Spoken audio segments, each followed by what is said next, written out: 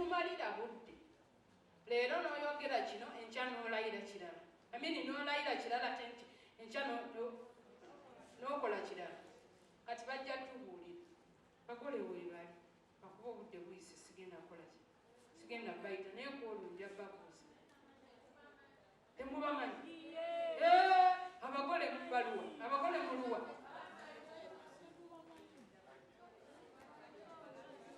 Bajja bayimirireko katono wano osanga banaku onoowulira kubanga beetaaga ensimbi. Omukolo gwetaagira ddala ensimbi.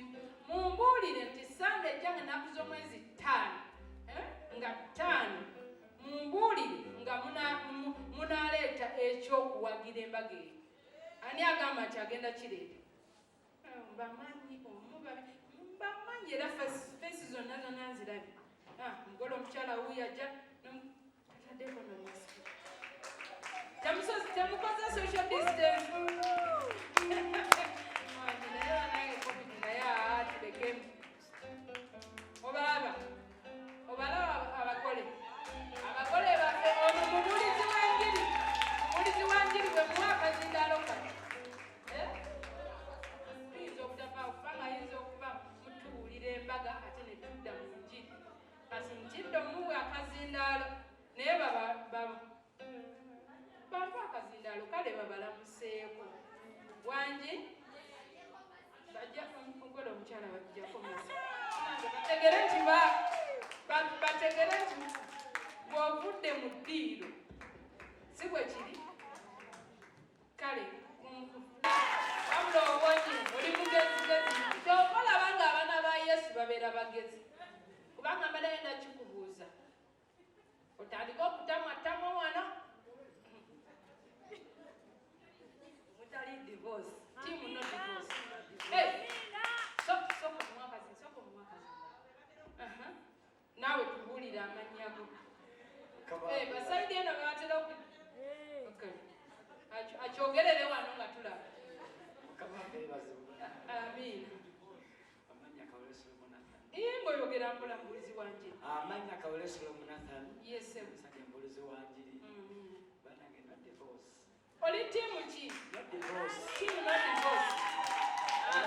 Ensonga lwaki ni tiimu divorce? No divorce.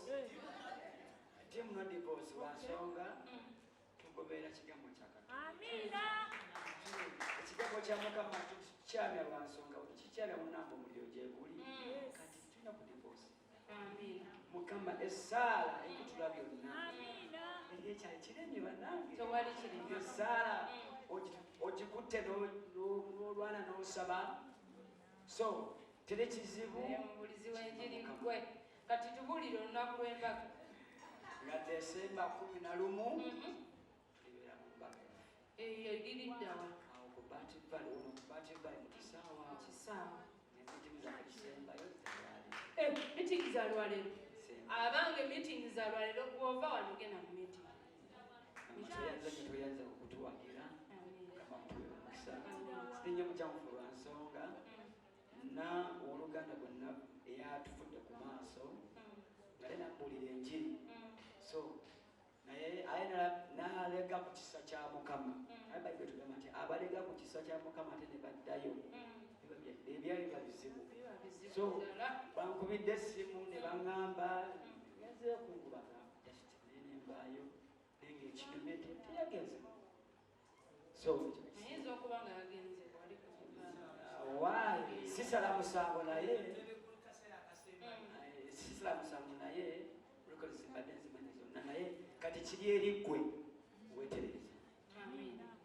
Mukama kale kubirayo muliziwanjiri wuyo ekyebyete kati kubanga tanabakuwasa abuulirira abagenda naye tanabakola ki kakati n'anenerabidde okubawulira amannya gano.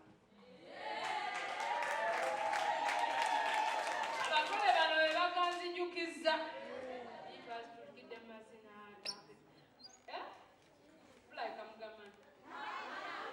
mulabika mugamanyi amannya gange bampita Pastor Teddy Naluswa Bujingo tiimu no divorce tugenda muggulu amannya gange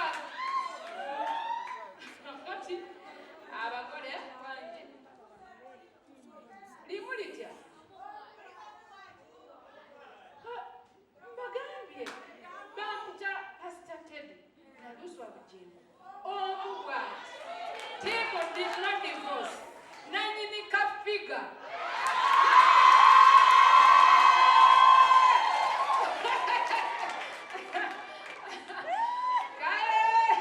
Kakati bana abagole abayita ng'ennaku z'omwezi 11. Kama twandimaliddwawo kabaka taata tebatuganya kusansaana kubanga omukuumye ssebo weebale ssebo weebale omuyinza w'ebintu byonna.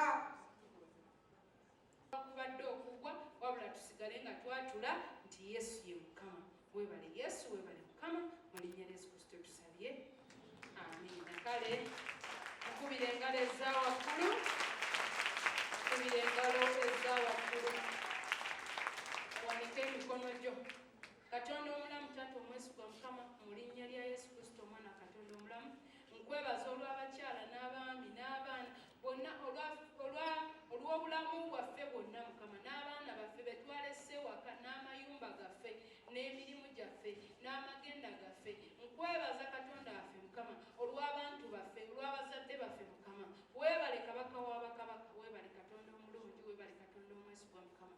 Era Mukama nyimusa abantu bano nga baddayo waka, mbateeka mu mikono gyo Katonda waffe Mukama. Mukama Bayibuli egamba nti otukulembera amagenda gaffe n'amadda. Bakulembere Mukama Kitange nga baddayo, nga wakulembedde nga bajja, nga bwatukulembedde ffe.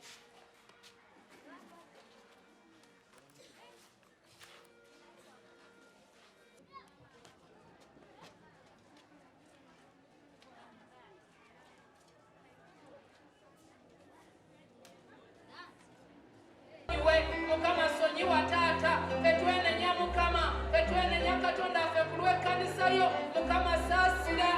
Saasira Katonda waffe ku lw'obwenzi Mukama, saasira ku lw'obubbi, saasira ku lw'obuyaaye, saasira Katonda waffe ku lw'obulimba, saasira ku lw'obunnabbi bw'obulimba Mukama. Tusonyiire ddala Taata, twetubalira mu bubi Mukama, tunaaze Taata n'omusaayi gwo mu linnya lya Yesu Kristo omwana Katonda omulamu. Kasukuli awe weenenya mugambe Mukama nze nsonyiwa, mugambe Mukama nze nsonyiwa Taata, nze nsonyiwa Katonda waffe. Taata nsonyiwa ekkanisa, abaana ba online ffenna, abali ku online mwenna mwenenye ku lw'ekkanisa. Mugambe saasira Taata, saasira olw'obutali butuukirivu, saasira olw'okwefuluga, saasira ku lw'okwefuluga Taata, saasira ku lw'okwefuluga, saasira ku lw'obubi bwonna, saasira ku lw'enkambi y'obwenzi, saasira Mukama. Tunaalize ddala n'omusaayi gwo, naaza Katonda waffe Taata, ate yamba abatannabakigwamu, yamba abatannabakigwamu Mukama, yamba otuwanirire Mukama, tuyambe Katonda waffe, tuyambe Katonda waffe Taata, tusobole okuyimusa ng'erinnya lyo, tuyambe Kabaka w'abakabaka, tusobole okuyimusa erinnya lyo Taata, tusobole okuyimusa erinnya lyo Mukama, tusobole okuyimusa erinnya lyo Mukama, tusobole okuyimusa erinnya lyo Taata waffe. Otuyambe Katonda waffe, otusaasire Katonda waffe, otunaaze n'omusaayi gwo, otulongooseze ddala Mukama, otuggyeko obubi bwonna. Weebale Yesu, weebale Yesu, weebale Yesu, weebale Yesu, weebale Yesu. Okubira engalo eza waggulu, okubira engalo eza waggulu Yesu. Weebale Yesu, weebale Yesu. Kale mukubire engalo eza waggulu, mwongere engalo eza waggulu Yesu. Otule bulungi mu katebeko. Tumwebaze Mukama, tumwebaze Mukama, tumwebaze Mukama. Tweyanziza worship team, mugende mutuule. Mukama abampeera omukisa.